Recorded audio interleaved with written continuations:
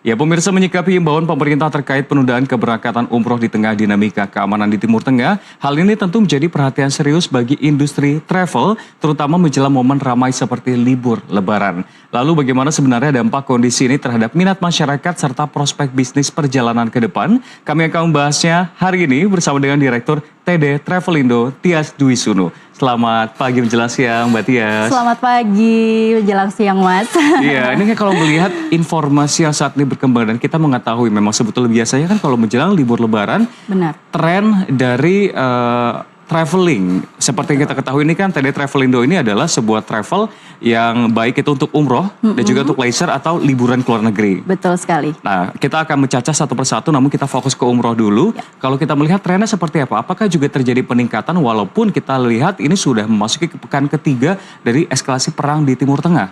Betul sekali. Jadi kalau bicara tentang peningkatan atau pertumbuhan, menariknya adalah kondisi tetap resilient untuk industri travel. Jadi kami mengalami peningkatan tuh di sekitar 15 secara persen ya, 15-25% kalau kita lihat dari big picture secara industri travel keseluruhan. Terutama khususnya di TD Travelindo sendiri kami juga ada peningkatan sebesar kurang lebih 20% dibandingkan tahun lalu 2025. Tapi ini kan sebetulnya angka yang sudah tercatat ketika memang perang ini masih belum berkecamuk di Timur Tengah. Betul. Jadi itu kan sudah waiting list dan akhirnya sudah diimplementasikan untuk dilaksanakan. Namun dengan gejolak yang ada, bagaimana sebetulnya strategi yang dilakukan oleh TD Travelindo? Oke. Jadi sebenarnya kalau dari kami sendiri khususnya di TD Travelindo dan mungkin saya rasa di banyak industri travel yang lain atau teman-teman travel agent yang lain, mereka sudah menjual, kita itu sudah menjual paket itu rata-rata di 6 bulan sebelum, Mas. Yang mana logikanya berarti kan sebelum terjadinya perang geopolitik di Timur Tengah ini ya, gitu. Nah, pada saat kesini kondisi geopolitik yang ada di Timur Tengah meningkat dan juga kondisi ekonomi pun juga kita bicaranya adalah ada penurunan seperti itu ya secara pertumbuhan. Nah, ini memang sih jujur kalau dari customer TD Travelindo sendiri mereka ada kekhawatiran pasti, tetapi menariknya adalah demand-nya tidak berpengaruh seperti itu, Mas. Gitu. Jadi tetap demand-nya itu meningkat walaupun kondisinya saat ini sedang perang lah katakan seperti itu. Ya memang mereka mungkin sebelumnya sudah booking ya ke kita katakan 3-6 bulan sebelumnya. Tetapi tidak serta-merta mereka langsung mengundurkan diri. Ini menarik ya sebenarnya ya. Yang tadinya kita sudah berekspektasi nih sebagai manajemen travel akan ada kemunduran ataupun kekhawatiran yang berlebih dan sebagainya. Tetapi sejauh ini kami memberikan transparansi dan juga edukasi based on data ya gitu ya kepada teman-teman yang mau umroh ataupun mau leisure nanti ke depan ini yang akan berangkat terutama di bulan-bulan Maret April ini seperti itu. Sehingga dari situ muncul trust yang akhirnya membuat mereka menjadi lebih tenang dan merasa oke, kita akan tetap berangkat seperti itu sih sejauh ini. Baik, memang ada strategi khusus sebetulnya yang dilakukan mengantisipasi apapun yang terjadi saat ini. Namun kalau penasaran melihat angka persentase kenaikan dibandingkan tahun lalu itu berapa? Ada kenaikan persentasenya? Iya, kurang lebih itu kalau di kami khususnya itu di 20%, Mas. Tetapi kalau secara big picture kami melihatnya industri travel sendiri, base data itu sekitar 15-25% peningkatannya. Itu tadi hanya untuk umroh saja atau secara menyeluruh travel? Umroh dan travel. Umroh dan secara keseluruhan. Betul. Nah, ini artinya berarti kalau untuk trip-trip liburan ini pemirsa kita akan seiring sejalan membahas baik umroh ataupun juga leisure ke luar negeri ya. Karena memang ini merupakan tupoksi dari TD Travelindo dan ini merupakan big picture-nya kalau kita ngomongin soal industri travel. Selain umroh ini kan tadi kita ketahui liburan ke luar negeri ya. Artinya pun banyak masyarakat yang menggunakan libur Lebaran ini bukan hanya untuk pergi ke kampung halaman, namun banyak yang tidak merayakan Lebaran dengan liburan ke luar negeri. Iya, itu trennya juga kalau untuk membahas hanya liburan saja juga terjadi peningkatan. Terjadi peningkatan, menarik ya jadinya. Jadi memang kami pun juga cukup agak amazed juga nih ya sebagai manajemen gitu kan. Kita pikir akan ada penurunan since kondisi ekonomi kita bisa secara ekonomi ya. Kita semua tahulah gitu. Tapi ternyata alhamdulillahnya malah justru terjadi peningkatan seperti itu. Karena mungkin memang 2 minggu ini kan lumayan ya Mas ya bagi sebuah keluarga terutama yang sudah berpikir untuk bawa anak-anak kan pada saat libur sekolah 2 minggu. Jadi mereka sudah membudgetkan mungkin dari setahun yang lalu, 8-6 bulan yang lalu. Sehingga mereka pun booking di kami itu sudah dari 6-8 bulan yang lalu. Berapa persen? Menyicil secara bulanan seperti itu. Berapa persen tuh? Itu biasanya untuk harganya. Nah. Untuk harganya itu kurang lebih tergantung sih Mas. Kita starting dari angka 7 jutaan juga sudah ada, itu sudah sampai Korea loh 7 juta. Terus sampai di angka 25 jutaan itu sampai ke Eropa. Oke, jadi memang kalau kita melihat ini kan angka yang booking untuk liburan ke luar negeri itu memang terjadi peningkatan, ibaratnya masih resilience ya. Tapi kan mengingat daya beli masyarakat yang menurun, nilai tukar rupiah terhadap dolar juga gila-gilaan kalau kita lihat trennya sekarang kan. Apakah itu juga menurunkan kualitas dari liburannya? Artinya paketnya itu semakin diperamping atau justru memang itu jadi strategi dari teman-teman TD Travelindo dengan menawarkan paket-paket yang lebih hemat di era saat ini? Benar, kalau itu ya, to be honest iya, segmented udah pasti, sekarang segmennya lebih banyak jadinya. Jadi yang polanya itu juga menarik. Bisa 5 hari gitu, sekarang jadi kayak cuma 3 hari tapi lebih di wrap up lagi seperti itu. Iya betul, itu salah satu dari sisi kita bicara operasional berarti ya, dari sisi travel manapun saya rasa sama, ya pastinya akan ada adjust operasional tetapi bukan disruption ya, lebih pada operasional yang kami harus adjust aja supaya angkanya tetap menarik di pasar itu pasti. Yang kedua adalah kami lebih saat ini mengedepankan lebih kepada meaningful journey-nya gitu Mas. Jadi bukan hanya sekedar jualan paket harga murah, tetapi memang apa sih yang kita berikan value-nya lebih daripada sekedar jalan-jalan. Apakah experience yang lebih, jadi lebih kepada bukan travel agency ya, lagi ke experience curator lah kurang lebih mungkin seperti itu. Jadi kami sudah masuk ke masa di mana memang tidak lebih lah dari sekedar travel agent, tapi lebih kepada experience curator itu sendiri. Memang sudah bergerak berapa tahun? Baik itu untuk umrohnya sama leisure itu berapa tahun masing-masing? 15 tahun. 15 tahun. Kalau umrohnya 10 tahun, leisure 15 tahun. Yang artinya sebetulnya kalau melihat tren saat ini dibanding dulu awal berkarir, bisa dikatakan untuk traveling yang merupakan part of pariwisata sebetulnya ini tuh tidak menemukan titik sunset saat ini, justru malah makin terus berkembang. Iya, karena banyak banget yang bisa dieksplor dan setiap tahun ada aja yang viral Mas, gitu ya, mau di sosial media manapun lah, you name it lah, itu banyak banget yang viral, terutama mungkin saat ini nih, terutama sekitar setahun terakhir tuh China Mas. China, terus dia itu kan punya wilayah-wilayah yang memang juga pemerintahnya kan sangat-sangat support ya, sehingga banyak sekali hidden gem yang dulu 2-3 tahun orang nggak tahu, tapi setahun terakhir mereka jadi kayak kepo ditambah dengan media ininya ya, media sosialnya yang luar biasa, jadi akhirnya happening, lalu terutama nih milenial Gen Z, kebetulan kalau segmentasi market kita kan milenial Gen Z, nah jadilah mereka ngonten gitu ya. Karena deracin-deracinnya kali ya. Tapi kalau melihat ini kan tren di 2025, tadi Anda mengatakan bahwa China menjadi yang tertinggi, itu berapa persen dari total customer dari TD Travelindo sendiri? Oke, mungkin kalau kita itu leisure itu memang yang kuat itu ada di 4 Mas. Cina, Jepang, Korea, dan satu lagi Eropa. Jadi kalau ditanya berapa persennya itu hampir mirip. Mungkin kurang lebih 25%-an lah. Kira-kira pembagiannya. Sama-sama kuat, keempat itu. Yang menjadi pertanyaan sebetulnya selama 15 tahun ini sendiri kan. Tadi kan Anda mengatakan umroh dan juga liburan. Liburannya bahkan kalau saya dengar fokusnya ke luar negeri. Betul. Apakah artinya memang kalau melihat pangsa liburan ke dalam negeri dari kacamata travel agent itu cukup sulit untuk mencari cuan? Ya, kita ketahui mungkin apakah harga afturnya lebih mahal, atau mungkin regulasi-regulasi tidak mendukung, atau mungkin memang tidak terlalu menarik minat masyarakat. Mungkin yang terakhir ya Mas ya, gini. Indonesian market ini adalah market yang sangat berpengaruh atau sangat dipengaruhi maksud saya dari sisi salah satunya sosial media, betul sekali ya. Dan itu memang lumayan untuk benar-benar satu negara itu mengembangkan mereka punya potensi pariwisatanya itu nomor satu yang dipikirin sosial media dulu. Ini based on info dari beberapa tourism atau embassy begitu ya. Dan menariknya lagi harganya juga Mas, karena bicara konteks harga antara ke domestik dengan ke luar negeri, katakan saya sebut Korea lah, 7 jutaan. Itu di domestik, itu kasarnya sebenarnya sudah bisa sampai Sulawesi dong logikanya, atau Kalimantan mungkin ya. Tapi kalau untuk sampai Papua nggak dapat Mas gitu, ya kan? Nah jadi itu juga salah satu yang membuat sepertinya segmentasi pasar untuk Indonesia ini ya, pariwisata ini sudah another level saya lihatnya. Satu, mereka yang punya budget lebih dan biasanya sudah keliling dunia, menarik. Sudah keliling dunia minimal sekali paling nggak benua Eropa, sudah sampai.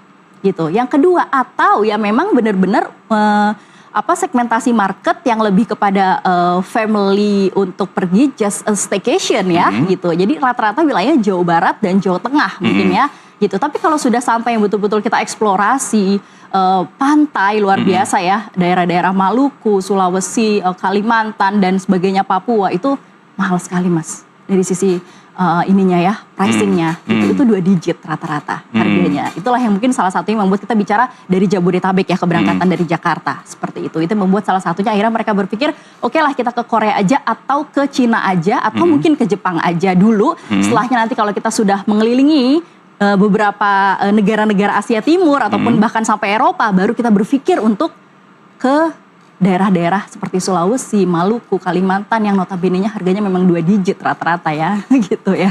Jadi memang patternnya itu sama seperti yang based on my experience rasakan di teman-teman sih. Biasanya mereka akan keluar negeri terlebih dahulu, ketika memang sudah puas, baru akhirnya mereka akan mengeksplor ke dalam negeri yang viral. Biasanya kan kalau dalam negeri itu kan Labuan Bajo. Labuan Bajo dan sebagainya. Iya. Cukup mahal, harga hotelnya pun mahal. Saya sih memang sudah 2 kali bolak-balik Labuan Bajo ya, iya, live on board ya. Itu jadi salah satu menarik. Mungkin bisa jadi strategi selanjutnya untuk TD Travelindo untuk bisa afford untuk bikin paket ke sana. Kita ada, tetapi hanya melayani korporasi aja. Korporasi kalau aja. Kalau untuk domestik. Kenapa? Karena memang jujur saya itu berangkat dari seorang bahasa kasarnya mungkin adalah backpacker ya, seperti itu. Di sekian belas tahun yang lalu sampai hari ini pun masih. Dan saya merasa ketika sampai di luar negeri menginjakan kaki di negara-negara yang dulu cuman bisa dipikirin dalam angan-angan begitu ya, negara-negara impian itu memang ada feeling dan ada experience yang mungkin kadang-kadang nggak bisa kita dapatkan ketika kita masuk ke domestik. Yang apa itu? Yang pertama jelas culture. Kita bisa belajar dari penduduk atau warlock, warga setempat. Dan itu menurut saya pembelajaran dari traveling salah satunya adalah ketika kita bisa saling tukar budaya atau tukar pikiran ya dengan warga lain atau negara lain. Yang kedua adalah juga mengenai ini mungkin sudah sangat sering terjadi ya, lebih kepada teknologi juga. Kita jadi bisa belajar dengan teknologi mereka sehingga pulang ada inspirasi yang lain lagi. Itu juga menarik Mas, gitu. Bagi terutama milenial dan Gen Z. Karena mereka haus akan, bukan validasi aja ya. Tapi juga haus tentang pembelajaran ya. Yang mereka dapatkan, ilmu dan sebagainya. Yang itu mereka sering dapatkan di luar negeri. Dan ini memang statement yang mereka katakan waktu kami kadang-kadang kalau ada forum gathering atau apa dengan alumni-alumni kami lah. Kita menyebutnya TD Hoppers ya. Itu mereka cerita gitu.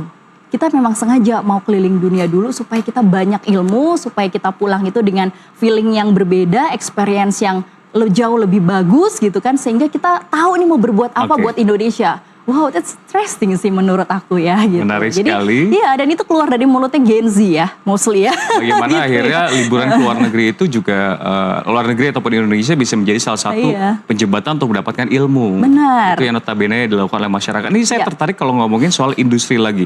Tadi kan kalau kita lihat ada salah satu strategi yang dilakukan adalah penawaran paket yang dirampingkan mengingat memang daya beli yang sekarang sudah melemah dan juga nilai tukar rupiah terhadap dolar Amerika Serikat. Namun kan kembali lagi seperti kita bahas soal umroh, kalau ngomongin soal liburan ini pun juga pasti sedikit banyak berpengaruh dari eskalasi Timur Tengah yang berpengaruh ke harga minyak. Apakah kalau tadi strategi sebelumnya dilakukan strategi jangka panjang dari jauh-jauh hari, untuk jangka pendeknya ada adjustment lagi gak sih untuk paket-paket yang ada?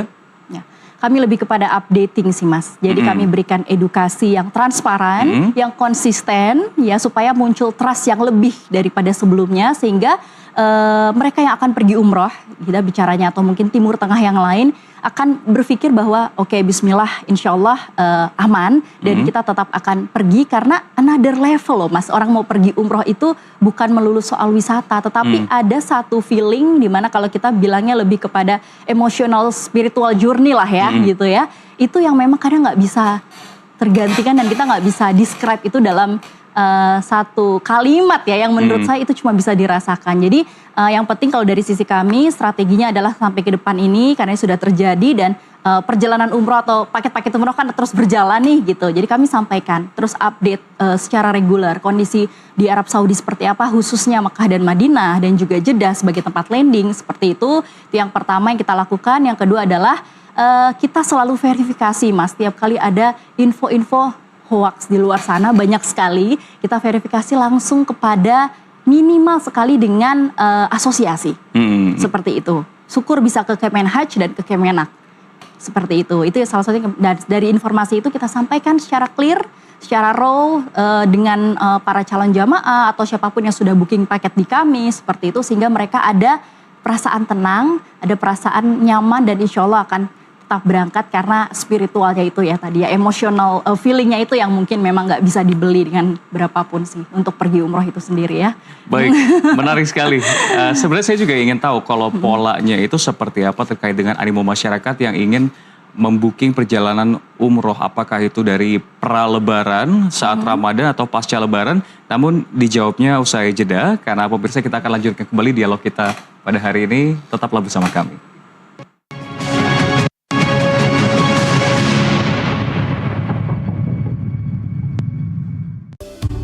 Pemirsa, Anda kembali menyaksikan Nusantara Economic Updates dan masih bersama kami Tias Dwi Sunu, Direktur TD Travelindo. Dan Mbak Tias melanjutkan dialog kita sebelumnya terkait dengan minat masyarakat sebetulnya. Pemetaannya seperti apa sih untuk di tahun ini, polanya apakah berbeda dengan pola di tahun sebelumnya, yang artinya banyak masyarakat yang memilih di saat Ramadan atau keberangkatan umroh pasca lebaran? Oke. Jawabannya 50-50. Karena kalau untuk prime peak season yang super duper peak memang luar biasa ya, Ramadan masih belum ada yang menandingi ya Mas ya, karena kan nilai spiritualnya juga berbeda ya untuk nilai pahala dan sebagainya.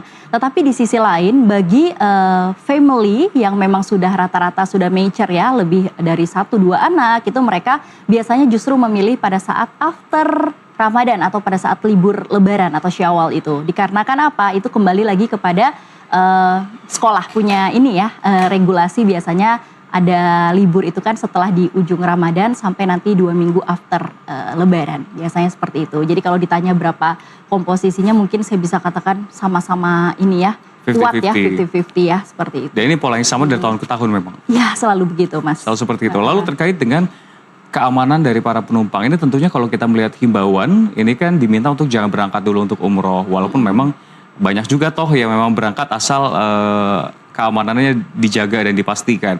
Terkait dengan penerbangan dari teman-teman yang ingin berangkat umroh dari TD Travelindo, apakah memang ada perubahan adjustment penerbangan yang awalnya tadinya transit berubah menjadi direct atau langsung? Oke, kalau itu pasti ada adjustment. Yang pertama, rata-rata itu kalau untuk kita bicara dari maskapainya langsung, itu biasanya Mas, biasanya hanya reschedule. Oke. Jadi kalau kita bicara nih sampai di tanggal 18 Maret nih ya, hari ini, itu beberapa maskapai ada yang memberikan pilihan. Silahkan mau reschedule atau refund untuk keberangkatan hingga 18 Maret. Di beberapa maskapai Timur Tengah. Tapi kalau maskapai Asia enggak, seperti itu. Nah kalau untuk kondisi maskapai yang pada direct, ya katakan mungkin Saudi Arabia, lalu juga Garuda Indonesia, itu mereka tetap on schedule. Jadi tidak ada reschedule hingga detik ini. Dan dari start pertama kali perang ini terjadi ya katakan, sampai di hari ini, itu untuk maskapai direct itu tidak ada reschedule Mas. Jadi mereka tetap berangkat on schedule, jadi tidak ada adjustment. Tetapi yang adjustment hanya maskapai-maskapai Timur Tengah yang notabene-nya kena dampak, katakan mungkin yang transit di Abu Dhabi, Dubai dan sebagainya. Seperti itu. Lalu terkait dengan harga paket, kalau tadi kita bahas soal liburan, sekarang untuk umroh, apakah ada perubahan harga last minute dikarenakan eskalasi Timur Tengah ini atau bagaimana? Alhamdulillahnya tidak. Masih gitu. sama? Masih sama. Jadi kalau bicara tentang kita kalau di umroh ataupun di leisure seperti itu ya Mas ya, baik itu Eropa, Jepang, Korea, Cina dan sebagainya, itu memang kita sudah deal harga itu sudah dari awal kan ya, beberapa bulan yang lalu. Dengan kondisi seperti ini, dari pihak mereka pun tidak ada yang namanya adjustment atau penambahan konteksnya, penambahan harga gitu. Saat sampai hari ini tidak ada. Nah untuk di Saudi Arabia sendiri, sama halnya pun seperti itu. Hotel-hotel itu sudah kami booking dari jauh bulan dan sudah kami bayarkan dulu dari jauh bulan, dan sampai hari ini tidak ada juga adjustment harga ketika kita sudah membayarkan atau booking dari beberapa bulan yang lalu. Seperti itu. Oke, baik. Tapi kan kalau liburan tadi kan mungkin dengan harga yang sama tapi harinya bisa dikempesin. Ya. Experience bisa diperbanyak dalam dengan waktu beberapa hari. Namun berbeda dengan kita kalau umroh sendiri, yang artinya walaupun memang eskalasi ini tidak mengubah paketnya, tapi kalau melihat daya beli dibandingkan tahun lalu, apakah ini juga terjadi kenaikan harga sebetulnya? Tidak juga. Tidak juga. Jadi masih tidak sama juga. Iya, hanya paling standarnya setiap tahun tanpa adanya geopolitik pun atau terjadinya penekanan ekonomi dan sebagainya in global gitu ya, itu selalu hampir setiap tahun 5-10% biasanya, Mas. Oke. Baik itu aviasi atau maskapai ataupun hotel, itu standarnya. Tapi dengan geopolitik seperti ini penambahannya pun juga tidak serta-merta jadi signifikan sih saat ini. Oke. Ya, info kami terima ya. Jadi yang kami lakukan saat ini, yang kami kerjakan di operasional masih tetap sama. Tapi sekarang saya mau bertanya terkait dengan pemerintah saat ini. Pemerintah ini kan tentunya memiliki berbagai regulasi untuk keberangkatan umroh, baik yang diberangkatkan lewat kementerian ataupun juga oleh teman-teman travel. Melihat regulasi yang ada seperti apa pandangan dari industri travel agent? Untuk haji? Iya, untuk umroh. Untuk umroh, haji dan kedepannya ya. Sejauh ini masih sama, tidak ada perubahan. Jadi yang artinya sudah puas atau mungkin ada evaluasi atau harapan-harapan dari regulasi yang ada, mungkin kuotanya seperti apa? Kalau untuk kuota, bicara kuota umroh ya alhamdulillah justru semakin meningkat setiap tahun. Ada pertambahan kuota, kami sangat bersyukur juga terhadap pemerintah sudah diupayakan untuk penambahan kuota. Sebenarnya tidak hanya umroh tapi juga haji sih Mas. Seperti itu, ada penambahan kuota. Cuman memang yang terjadi saat ini ya memang kalau kita bicara haji itu kan terbagi menjadi beberapa jenis begitu ya. Untuk saat ini sudah sekitar 2 tahun terakhir untuk haji furoda ini kan ditiadakan.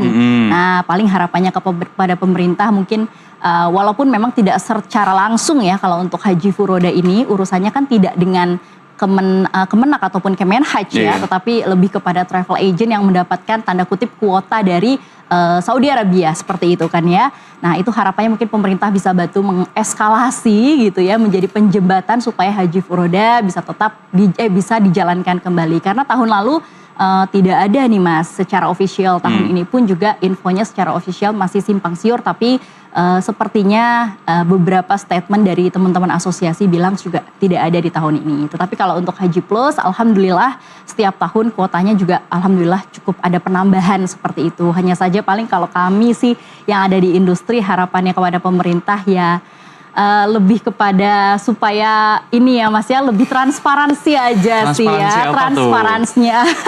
Karena haji ini kan ya mungkin Mas Rian juga tahu ya, banyak sekali berita di luar sana tentang masalah kuota haji yang dipermainkan. Yang terbaru kemarin ya kan. Penangkapan mantan harapan Menteri kami Agama. benar sebagai pelaku industri ya bismillah lah ya, semoga bisa lebih transparan ke depannya seperti itu sehingga ada keadilan yang jelas bagi untuk jamaah haji reguler terutama nih dan juga plus di sini. Gitu, reguler terutama karena memang yang kemarin diberitakan kan memang adalah kuota-kuota yang diambil untuk jamaah haji reguler. Dan itu kan luar biasa Mas, nunggunya puluhan tahun ya, Masya Allah ya. Jadi makanya itu aja sih kalau dari kami. Walaupun jujur kami pribadi tidak, kami travel agent manapun kan tidak ada hubungan ya dengan haji reguler, ini kan murni dari pemerintah. Tetapi rasanya tuh sebagai pelaku nyes gitu Mas, gitu. Kalau kami kan hanya bisa menjalankan haji plus saja gitu. Jadi jangan sampai haji plus, kuota haji plus ini yang mestinya itu adalah kuota haji reguler dijadikan haji plus juga. Kan itu nggak syar'i lah istilahnya, tidak sesuai syariat. Itu sih kalau harapan kami lebih kepada pemerintah bisa lebih transparan dalam hal kuota haji reguler ini gitu. Baik, kalau terkait dari kacamata pemilik usaha travel secara general saja, tantangannya sebetulnya seperti apa sih? Tantangan-tantangan yang ada dalam menjalankan bisnis ini? Mungkin salah satunya dengan demand yang tadi saya katakan memang tetap resilient, tetapi di sisi lain sebenarnya ada price war juga Mas. Gitu, karena saking tightnya ya persaingan ya, over competition udah nih ya. Jadi masing-masing travel agent yang ada dari di Indonesia. para pelaku industri travel ya kita bicara di Indonesia ini luar biasa Mas saat ini kan, banyak sekali. Jadi maka sering kali kita dapatkan price war seperti itu. Ya otomatis berarti yang bisa bertahan adalah mereka yang memang betul-betul amanah pastinya ya, sudah jelas juga positioningnya seperti apa dan bisa memberikan value yang lebih. Karena sekarang juga saya lihat masyarakat itu nggak melulu selalu mengedepankan soal harga murah sih saya lihat. Tapi udah mulai bergerak, saya katakan tadi mereka mencari value juga. Jadi kayak udah lebih aware gitu kalau pas pada saat beli paket travel atau apapun ya, umrah seperti itu. Jadi cari mana yang worth atau enggaknya, apakah value-nya ada di travel tersebut dan sebagainya dan sebagainya. Jadi saya rasa kedepannya sih tantangannya adalah yang bisa bertahan adalah mereka yang jelas positioningnya, trust sudah pasti ya, bisa terus amanah, konsisten, bisa transparan, dan juga pastinya bisa memberikan value yang lebih kepada calon customer seperti itu. Kalau melihat outlook di sepanjang 2026 atau 2027, Anda memang tadi sebelumnya mengatakan bahwa ya resilient saja untuk industri umroh ataupun juga liburan leisure ke luar negeri. Tapi kalau melihat di tahun ke depan dengan berbagai sentimen yang ada seperti apa? Apakah masih optimistis bahwa usaha di industri ini masih bisa mampu bertahan dengan sejumlah stimulus yang memang hanya itu-itu saja gitu? Iya. Jujur optimis iya, tapi nggak optimis yang naif ya. Tetap harus ada ini ya Mas ya, perhitungannya seperti itu ya. Ya kalau di kami sendiri khususnya di TD Travelindo, satu yang jelas tadi kami jalankan apa yang tadi saya katakan, kita bangun trust supaya orang juga lebih merasa secure dengan kita, positioning kita pun juga harus jelas pastinya secara manajemen dan secara apa yang kita tawarkan, brand positioningnya juga jelas. Yang ketiga adalah juga nggak kalah pentingnya itu tadi, value-nya itu, yang kita kedepankan lebih kepada bukan menjadi sebuah travel agency aja, karena sekarang jujur ya Mas, orang better kayaknya beli kalau hanya sekedar mau cari murah, lebih baik sendiri aja perginya, kan kasarnya begitu. Kenapa? Karena ya harga OTA seringkali diskon, gila-gilaan. Online travel agent ya, mau beli tiket apapun kemanapun ada dengan harga promo dan sebagainya. Tapi ada satu hal yang mungkin teknologi nggak bisa sih Mas, kalau saya lihat. Apa? Experience-nya. Jadi kita tuh lebih kepada menjual itu dan pengalaman salah satunya. Otomatis ya, kalau experience itu kan ya hal yang kadang-kadang mungkin AI pun juga belum tentu tahu ya. Karena kembali lagi itu feeling yang kita ciptakan sebenarnya gitu. Memang mungkin kalau sekedar bikin itinerary apa segala macam, semua teknologi saya rasa sekarang udah AI gila banget kan ya gitu. Jadi semua bisa dilakuin. Mau cari tiket semurah apapun, kapanpun itu bisa. Tetapi ada hal yang memang tidak selalu bisa, yaitu kita ngebeli momen dan experience itu. Yang kita ciptain sendiri dan itu yang kita jual kepada customers. Ini mungkin akan menjadi pertanyaan terakhir saya terkait dengan tadi kan kalau outlook melihat masih akan optimistis, tapi tentunya kan perlu inovasi. Pasti. Dari TD Travelindo sendiri seperti apa inovasi ke depannya? Apakah mungkin akan menambah cabang-cabang atau titik-titik kunjungan untuk leisure-nya, atau mungkin ada inovasi tersendiri untuk umrohnya, atau mungkin akan mulai menyasar open trip atau liburan untuk ke dalam negeri atau liburan domestik? Karena kan mengingat ini sudah 15 tahun bergelut kan? Iya. Oke, kalau untuk domestik pastinya kami justru nanti akan buatnya itu satu divisi khusus. Kedepannya itu adalah khusus inbound yang mana justru nge-track dari luar negeri Mas. Jadi turis asing, itu salah satu inovasi memang. Turis asing yang datang ke Indonesia yang kita arrange semua perjalanannya. Tetapi kalau untuk warga kita sendiri, kita inovasinya lebih kepada salah satunya produk pastinya. Ya produk innovationnya ya kita cari hidden gem di luar negeri yang mungkin orang belum explore. Lalu juga salah satu inovasi yang bisa kita kerjain adalah kira-kira ketika udah sampai negara tersebut, apa yang bisa kita jual selain daripada itinerary itu sendiri gitu kan. Lebih kepada itu sih, meaningful journey yang kita kedepankan sih. Yang artinya berarti nanti akan aktif publisitas dan juga marketingnya bukan hanya terhadap warga negara Indonesia yang dalam negeri, namun juga warga negara asing yang di luar negeri. Betul, dan kami pun juga ada semacam kerjasama crossing ya Mas ya.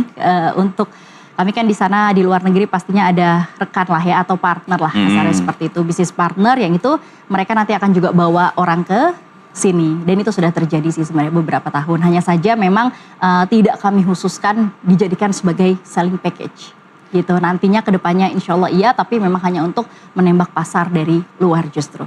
Seperti itu. Baik. Untuk eksplor Indonesia. Baik, dialog yang sangat menarik sekali. Saya sudah melihat dan memahami sebetulnya seperti apa optimisme industri travel, baik itu untuk leisure ke luar negeri ataupun juga untuk umroh di tahun 2026 ini, walaupun di tengah isu dan juga eskalasi Timur Tengah. Sekali lagi terima kasih telah bergabung bersama kami di Nusantara TV. Sama-sama. Tias Dwi Sunu, Direktur TD Travelindo dalam Nusantara Economic Update. Dan pemirsa, informasi tadi sekaligus mengakhiri perjumpaan kita hari ini. Saya Rian Antono, terima kasih dan sampai jumpa.